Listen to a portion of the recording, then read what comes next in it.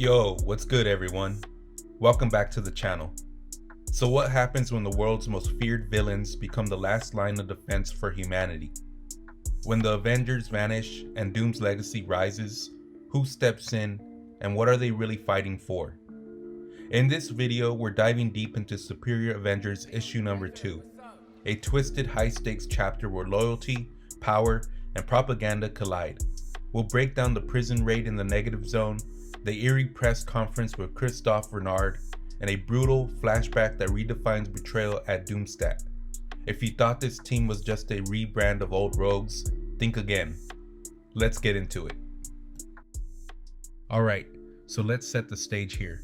We're deep in prison 42 in the negative zone.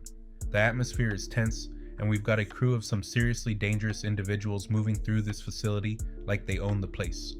And leading this conversation is Abomination, who's got this almost religious reverence in his voice when he asks, "Can you feel it?"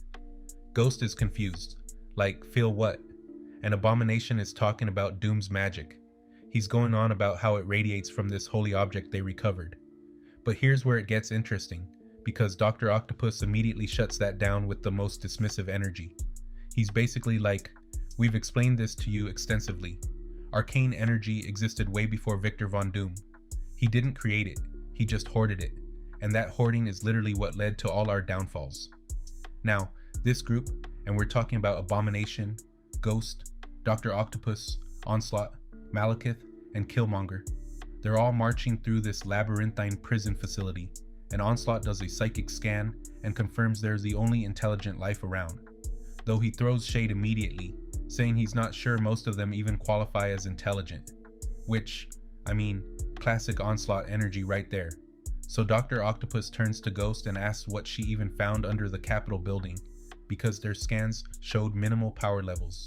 Ghost, in her typical distant way, just shrugs it off, saying they probably didn't even know it held magical energy. It was just collecting dust, and nobody's gonna miss it. And Malekith, being the absolute psychopath that he is, grins and says he says the same thing about every limb he cuts off. But then Killmonger steps up with this steady, resolute voice and drops a truth bomb. Each and every tool that helps us seize back our future has worth. And this is important because it tells us right away that these villains are not just doing random chaos. They've got a plan, they've got a mission, and they're building towards something big. Dr. Octopus is working on this arcane warhead. He is saying they can't afford to be picky given the power demands of this thing. And Onslaught, eyes glowing, is like, "We'd charge this contraption way faster if you just follow my advice." Now, what's his advice? Killing the Scarlet Witch. Yeah, you heard that right. But Killmonger immediately shuts that down, pointing out that killing Wanda would bring every X-Man and Avenger down on their heads before they even made it back. She tells Onslaught he'll need to nurse his grudges privately. So Octopus fires up the device and tells everyone to cover their eyes if they don't want corneal burns. There's this pulse of light, and surprisingly they actually get a decent charge off whatever artifact Ghost recovered. It's just a drop in the bucket overall, but better than expected. Malekith is just cackling about how it's a splendidly painful, blinding spectacle. And then Abomination says they're getting close to retaking the true kingdom of Lord Doom, but Killmonger's response is ice cold. "No, Abomination, we are not nearly yet prepared to face what we left behind." And that's when we get Doomstat. Killmonger lunges forward and drives the blade right into Dr. Doom's stomach. Then the rest of the villains swarm him, attacking with fury and precision. Doom's staggering, blood spreading across his armor, and he gasps out, "How?" Killmonger doesn't hesitate with her answer. Mysterium, anti-magic metal. Onslaught ravaged what remained of Krakoa to mine it. And Onslaught, grinning like the villain he is, says, "It's not often one gets to mix business with pleasure." Dude literally destroyed Krakoa just to get the materials to kill Doom. That's out of pocket on so many levels. Doom's voice is trembling with betrayal as he looks at Killmonger. "You were my appointee. I raised you out of the dirt. You wanted for nothing, and still you betray me." But Killmonger punches him hard across the jaw and shouts, "We wanted for free will, Doom." Now here's where Doom shows why he's always been such a complex character. He reels back and says, "Humanity is not responsible enough for free will. It needs the Iron Hand, the Iron Fist of Doom to guide it. And whether you agree with him or not, that's been his whole philosophy from day one. He genuinely believes he's the only one capable of leading humanity. But Onslaught ain't trying to hear it. He unleashes a psychic blast that sends Doom crashing into the throne room wall, and then delivers this devastating monologue about how Doom's been sitting in his crumbling tower hoarding spellbooks, while they've been the ones propping up his world order. He tells Doom that if he'd left that gilded throne more than once a decade, he might have noticed that his one world under Doom is no more. An absent god let it wither and rot. Doom struggles to rise, blood trailing from his armor, and in this raspy voice says, "If you only knew the wolves I keep from the door, child." And man, that line hits different because you realize Doom might actually have been protecting the world from something worse. But Killmonger doesn't flinch. She steps forward, blade glinting, and says, "Let them come. We'll break their teeth against our blades. It's far past time we ruled ourselves. No more bending the knee to a tyrant who's long outlived his one meager triumph." Doom, even in pain, stays defiant. "Tell me, how long do you think this realm will survive without a Sorcerer Supreme? There is no magic left. That is not Doom." And this is crucial, because in one world under Doom, we know that Doom eventually becomes Sorcerer Supreme. Malekith circles like a predator, sneering about Doom's vaults being full of shiny trinkets and baubles, all ripe for pillaging. Then Dr. Octopus comes through on the comms, saying they're nearly through the vault defenses. We cut to Octopus battling through a swarm of Doombots, sparks flying everywhere as his mechanical arms tear through the last line of defense. He reaches the vault and starts working the locking mechanism. The door creaks open, and Octopus freezes. No, this isn't possible. The vault is empty. Doom's magical armory isn't here." And Doom starts laughing, this broken, wheezing laugh that's somehow more terrifying than anything else. Killmonger demands to know where everything is. The wands of Watum, the ebony blade, the siege perilous. But Doom, barely holding on, tells her, "I destroyed every vessel, you stupid girl." Magic dies with Doom. Killmonger leans in close and says, "Can you hear them yet? The wolves, howling." And with one swift motion, she decapitates him. Just like that, Dr. Doom is dead.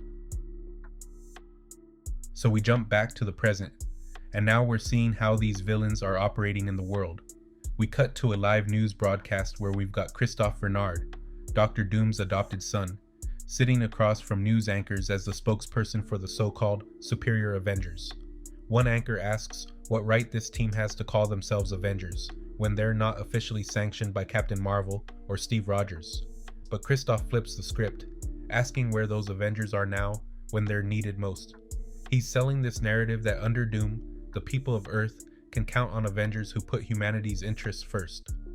Another anchor brings up how these Avengers supposedly come from the future, a future where Doom's rule has been flourishing. Christoph confirms this, saying they've returned as living proof of his father's vision for a better tomorrow. And here's the kicker. When an anchor points out that these Avengers look suspiciously like known criminals of the present day, Christoph smiles and basically says that's the whole point. In the future they come from, villains are an obsolete concept. Now we all know this is cap, like straight up lies. These aren't heroes from the future, they're the same villains who just assassinated Doom in that flashback. But the public doesn't know that, and Christoph is selling this story hard.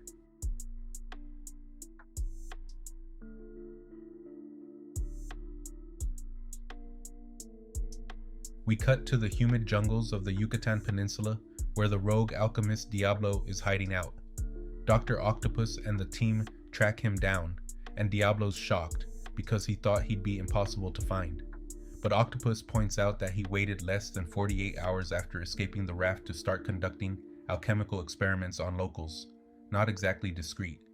Malekith calls it titillatingly perverse, and Abomination slams his fist, declaring that in Doom's name, Diablo will pay for his transgressions. Diablo refuses to rot in Doom's dungeons and hurls a massive boulder at them, but Killmonger kicks him into the dirt before he can even finish his threat. She's all business, saying they need to wrap this up quickly because there are other escapees to capture, and Christoph is handling rescue efforts in a nearby village with his Doombots. Diablo scrambles up, declaring he's immortal and unending, that they can't defeat him, But Dr. Octopus just smirks and says, "Good, you might actually be useful." And this is where we see their real plan. Octopus and Malekith launch a coordinated assault on Diablo, but they're not trying to capture him normally. They're draining his arcane energy. Octopus even mentions his systems aren't built to store that much magical power long term, so he'll need to offload it to the battery ASAP. Killmonger orders Onslaught to wipe the last 5 minutes of Diablo's memory, so he can't tell other prisoners that the Avengers are draining magic from villains. This whole operation is about collecting magical energy to power that arcane warhead we saw earlier. They're literally using their heroic reputation as cover to hunt down magic users and drain them. Back at command, Killmonger tells Dr. Octopus to take Abomination and leave, but to leave behind hologram drones because their benefactor has proven he's easily fooled.